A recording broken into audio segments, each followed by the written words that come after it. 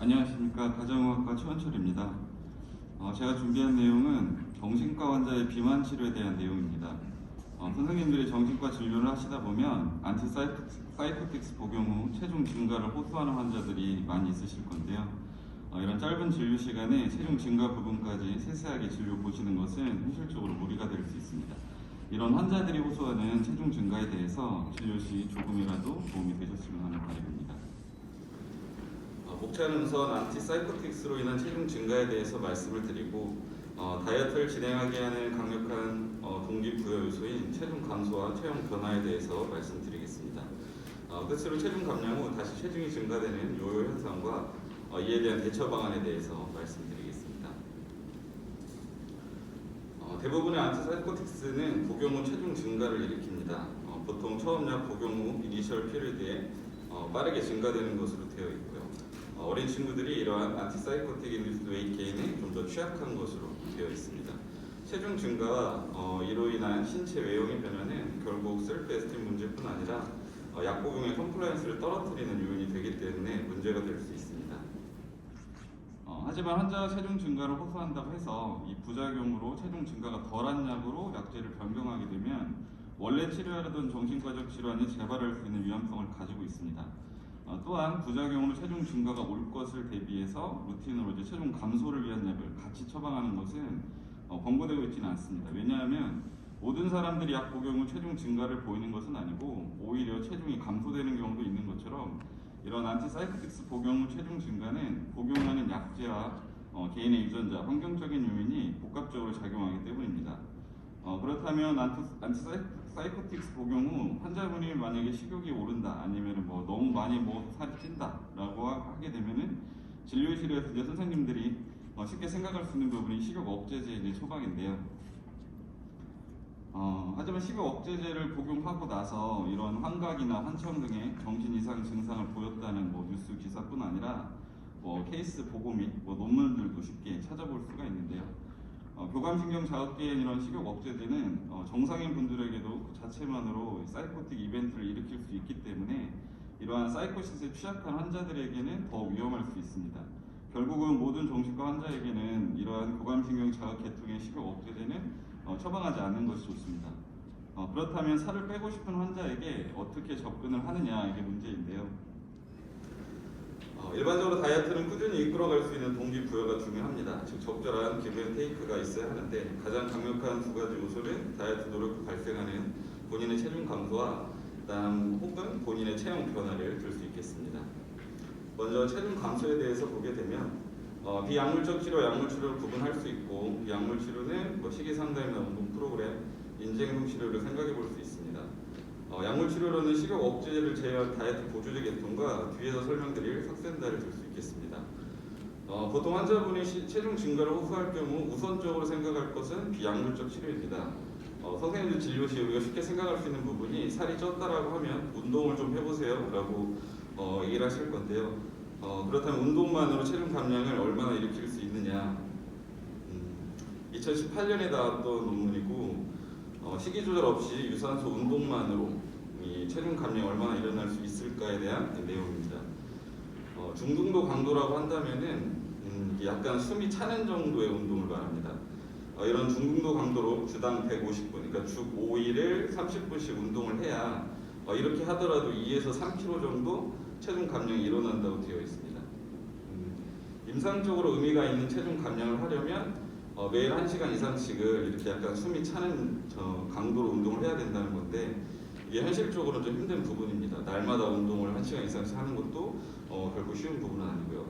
물론 이제 체중이 줄어들지는 않더라도 카디오바스큘라 디지의 리스크는 좀 개선되는 것으로 되어 있습니다. 그렇다면 최적의 체중 감량 방법은 무엇이냐? 예전에는 이제 체중 감량 측면에서 식이 조절과 운동을 6대4 혹은 7대3으로 봤었는데 거의 8대2, 9대1까지도 이제 볼 수가 있습니다. 물론 식이 조절과 이 운동을 병행하는 것이 체중 감량에는 제일 좋기는 하지만 우리가 단일 방법으로 이 최적의 체중 감량하는 방법은 역시 식이 조절입니다. 그렇기 때문에 식이 조절에 대한 접근이 좀 중요한데요.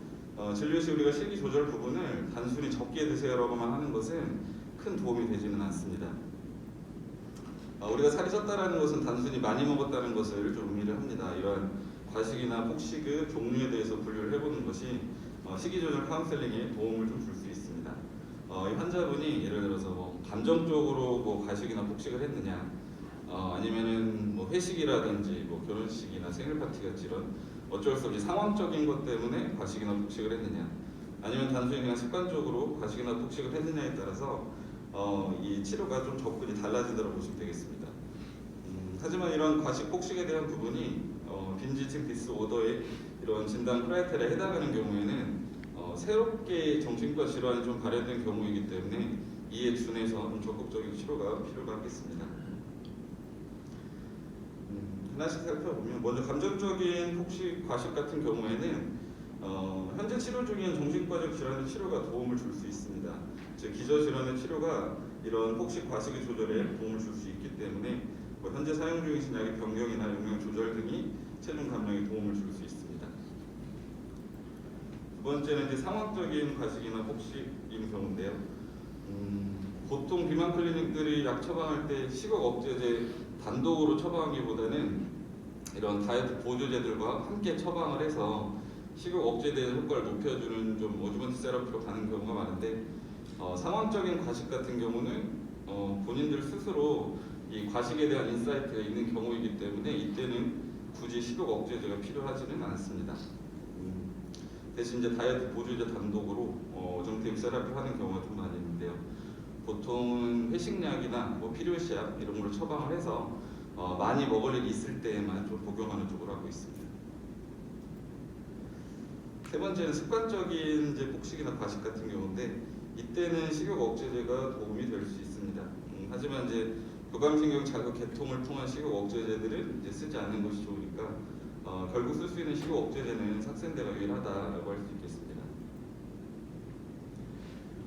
리라글루타이드 성분의 삭센다는 GLP-1 리셉터 아고니스트로 원래는 리라글루타이드 1.8mg의 당뇨 치료제인 빅토자로 승인받은 약입니다. 당뇨의 환자에게 리라글루타이드 치료 시 식욕이 떨어지고 체중이 감소되는 것이 발견돼서 3.0mg을 용량을 높여서 비만 치료제로 승인을 받은 것이 삭센다인데요. 체중 감량에 도움이 되는 기전은 식욕을 떨어뜨리고 이런 가스트릭 앰핑 타임을 딜레이 시켜서 포만감을 유도하고 음식물 섭취 과도한 혈당 상승을 억제하는 이런 작용을 하게 됩니다. 스케일 3상 연구에서 밝혀진 부분에서 중요한 부분은 이게 식욕 억제제이지만 뉴로사이키아트릭 애드버스 이펙트가 이 플라시보 그룹에 비해서 증가되지는 않는다는 것입니다. 즉 기존 정신과 질환의 악화나 사이코시스를 일으킬 위험성이 낮다입니다. 삭센다가 식욕을 조절하는 기전은 아쿠에트 누클레스의 폼시카르트를 자극해서 세타야트를 증가시키고 동시에 엠피와 AGRP를 억제하여 흥분을 감소시킴으로써 식욕을 떨어뜨리는 작용을 하게 됩니다. 삭센다 주사는 스케줄에 따라 증량을 하도록 권고하고 있습니다. 첫째 주에 0.6mg으로 시작을 해서 매주 0.6mg씩 증량을 하고 3.0까지 도달을 하고 나면 그 뒤는 유지 용량으로 지속하도록 하고 있습니다. 용량 증량 기간을 일주일을 두는 이유는 이게 너무 빨리 용량을 높이게 되면 부작용 가능성이 커지기 때문에 적은 기간을 두고 일주일로 증량을 좀 권고를 하고 있습니다. 부작용은 대표적으로 위장관 증상들입니다. 구역이나 구토, 속이 더부룩하고 설사나 변비, 드물게는 급성 췌장염이나 감소증도 동반될 수 있기 때문에 주의를 하시는 게 좋습니다. 동물 실험에서 리라글루타이드 치료 시 타이로이드 메듈라리 캔서가 발견된 경우가 있었기 때문에 갑상선 쪽이 좋지 않은 분들은 삭센다를 좀 피하시는 것이 좋겠습니다. 물론 삭센다 공고 용량은 3.0까지 높이는 것을 권고를 하고는 있지만 실제 환자들은 3.0까지 높이는 경우는 많지는 않습니다. 왜냐하면 앞에서 말씀드렸듯이 용량을 높임에 따라 부작용 가능성이 증가되기 때문인데요. 보통은 1.2나 1.8 정도에서 더 높이지 못하는 경우가 좀 많습니다. 부작용이 심할 경우에는 조금은 이제 변형을 하는 것도 도움이 됩니다. 첫 번째는 이제 날마다 주사를 하는 게 아니고 텀을 두고 2, 3일에 한 번 주사를 하는 방법입니다. 삭센다는 우리 몸에 72시간 머무르기 때문에 연속으로 72시간을 스킵하는 경우가 아니고서는 스킵했을 때는 처음부터 다시 시작을 해야 되지만 그 전이라면 맞던 용량을 그냥 그대로 진행하셔도 상관없습니다. 두 번째는 용량 증가를 0.6이 아닌 0.3씩 높이는 방법입니다. 뭐 석탄도 주사기 이렇게 주사기 다이얼을 돌려보면 10번 이렇게 이동할 때마다 0.6씩 증가가 되는데요. 5칸만 이동하게 되면 0.4 용량이 됩니다. 대신 이제 용량 표시가 되지는 않기 때문에 환자분이 이거는 기억하고 있으셔야겠습니다. 세 번째는 24시간에 한 번 맞는 게 아니고 하프 도즈로 해서 BID로 맞는 방법입니다. 국소적인 부작용도 많이 발생을 하는데요. 주사 맞은 부위에 이제 발적이나 소양감 같은 알러지 증상이 잘 발생하게 됩니다. 이 역시도 용량 대비 증가되는 것으로 되어 있고, 이럴 경우 부위를 나눠서 절반 용량씩 맞는 방법도 도움이 됩니다. 즉 1.2mg을 맞고 있던 분이라면 왼쪽 오른쪽에 0.6씩 동시에 맞는다는 거죠. 앞에서 말씀드렸던 다이어트 동기부여 두 번째는 이제 체형 변화 부분인데요. 비만 클리닉들이 이런 부분에 대해서 옵션이 좀 몇 가지가 더 있기는 합니다. 장비 관리나 주사 치료, 수술적인 방법들인데요. 가볍게만 말씀드리면 장비 관리는 냉동 지방 분해나 저주위 레이저, 고주파, 하이프, 이런 충격파 이런 장비들이 있고, 주사도 메조 주사나 LLD, HPL, 딕스플레이트 등이 있습니다. 수술적인 방법으로 지방 흡입도 고려해 볼 수 있습니다. 케이스를 몇 개 보면은 첫 번째는 체중 감량에 대한 좀 케이스인데요. 우울증 약을 복용 중이신 30세 여자분이셨고 작년 4월에 처음 내원하셨습니다. 약 복용 후 6개월 동안 20kg 정도 체중이 증가돼서 내원을 하셨는데 삭센다로 치료를 시작했습니다. 처음 체중은 70.2kg이셨고 용량을 많이 높이진 않았습니다. 1.2mg 용량으로 쭉 진행하셨고요. 3개월 치료 한 60kg 초반까지 체중 감량에 성공한 분입니다. 3개월 후 삭센다는 끊고 나서 이제 본인 스스로 다이어트를 하겠다고 하셔가지고 치료를 중단했던 분인데 1년 2개월 지나서 올해 9월에 다시 내원하셨습니다. 몸무게는 10kg가 증가를 하셨고요. 역시나 똑같이 삭센다를 시작을 했습니다. 3개월 현재 9kg 정도 감량한 상태로 이번에는 좀 더 치료를 지속하기로 한 분입니다. 용량은 역시나 높이진 않았고요. 1.2로 계속 유지 중이십니다. 체형 변화에 대한 케이스입니다. 이분은 이제 공황장애가 있으셔가지고 약 복용 중이신 분인데 먹고 있는 약이 너무 많으셔가지고 약에 대한 거부감이 좀 강한 분이셨습니다. 그래서 체형 관리 쪽으로 진행을 하였고 허벅지가 고민이라고 하셔서 장비 관리 주사 치료 전후 사진입니다.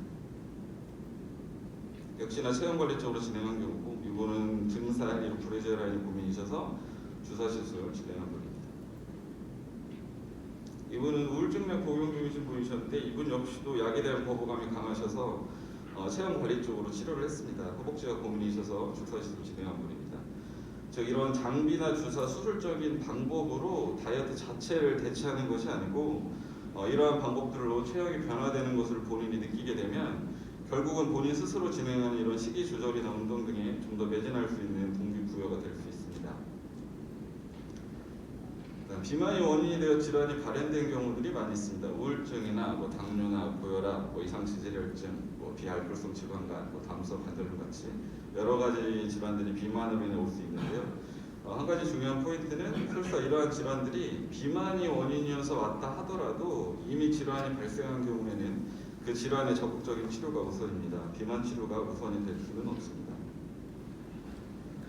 마지막으로 요요에 대해서 말씀드리면 요요 현상이란 무엇이냐? 바로 우리 몸의 항상성입니다. 이 항상성이라는 게 굉장히 강력하기 때문에 웬만한 노력으로는 이를 극복하기가 쉽지는 않습니다. 우리 몸의 항상성 기전 중에서 먼저 호르몬에 대한 영향을 보게 되면 2002년 NEJM이 실렸던 내용으로 이 그렐린이라는 호르몬은 우리가 배고픔을 느끼게 하는 호르몬입니다. 배가 고프면 증가하고 식사 후에는 떨어져서 식사 전후에 따라서 증감을 보이는 패턴을 가지고 있습니다. 만약 우리 몸무게가 줄어들게 되면 이 그렐린 호르몬의 베이스라인 레벨이 전반적으로 상승을 하게 됩니다. 그래서 밥을 먹고 난 이후에도 살 빼기 전 배고플 때의 그렐린 레벨과 비슷해지는 것을 볼 수 있는데요. 즉 밥을 먹어도 하루 종일 배가 고픈 상태가 되는 것입니다. 항상성의 작용이 얼마나 지속될 수 있느냐 하는 것인데 2011년에 나왔던 내용으로 10주까지는 타이트하게 체중 감량을 한 후 10주부터 최대 62주까지 추적 관찰을 한 연구입니다. 예전에는 뺀 살을 6개월은 유지를 해야 그래도 원래 체중으로 돌아가지 않는다고 많이들 알고 계실 건데요. 실제 결과는 다르죠. 62주, 즉 1년이 넘는 시간이 지났음에도 우리 몸은 여전히 원래 체중으로 돌아가려는 성질이 존재를 합니다. 호르몬 레벨별로 보게 되면 그렐린은 아까 말씀드린 것처럼 배고픔을 느끼게 하는 호르몬입니다. 살을 뺀 직후에는 이렇게 파란색 그래프에서 보이듯이 베이스라인보다 훨씬 더 증가돼서 다시 먹게 만드는 작용을 하게 되고, 살이 쪄서 원래 몸무게와 비슷해지고 있는 시점인 62주에는 역시나 그렐린 레벨도 다시 낮아지고 있는 것을 볼 수 있습니다.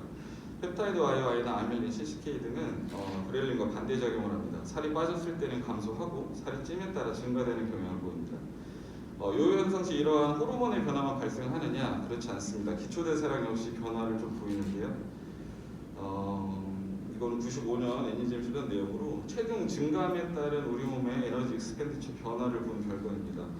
스터디 디자인은 이니셜 웨이트에서 10% 체중 감량을 하는 그룹과 10% 체중 증가하는 그룹을 나누고, 이 10% 증가된 그룹은 다시 원래 체중으로 돌아온 경우 다시 10%, 그다음 또 20% 체중 감소한 경우를 비교해서 에너지 익스펜디처 양상을 본 결과입니다. 10% 체중 증가를 보인 그룹은 에너지 익스펜디처를 증가시켜서, 즉 기초대사량을 증가시킴으로 칼로리 소비가 잘 일어나는 몸으로 변하게 됩니다. 그렇게 함으로써 다시 체중을 줄이려는 방향으로 가고, 10에서 20% 살이 빠진 그룹은 기초대사량이 낮아짐으로써 다시 체중을 늘리려는 쪽으로 가게 됩니다. 그래프로 보시면 체중이 증가하는 경우 에너지 익스펜디처는 증가해야 살을 빼려고 하고, 체중이 감소한 경우에는 이 기초대사량이 감소하여 다시 살을 찌우려는 쪽 성향이 생깁니다. 그럼 이처럼 강력한 항상성에 기인한 요요 현상을 대체 어떻게 대처해야 하느냐? 결국은 인식의 전환이 좀 필요합니다. WHO는 비만을 장기 치료가 필요한 질병이고 21세기 신종 전염병이라고 정의를 하였고, 세계 비만의 날을 지정해서 비만에 대한 관심과 학술 활동 캠페인 등을 지속하고 있습니다. 우리가 비만을 질병이라고 봐야 한다는 것은 결국은 인식의 전환이 필요하다는 것을 의미하는데요.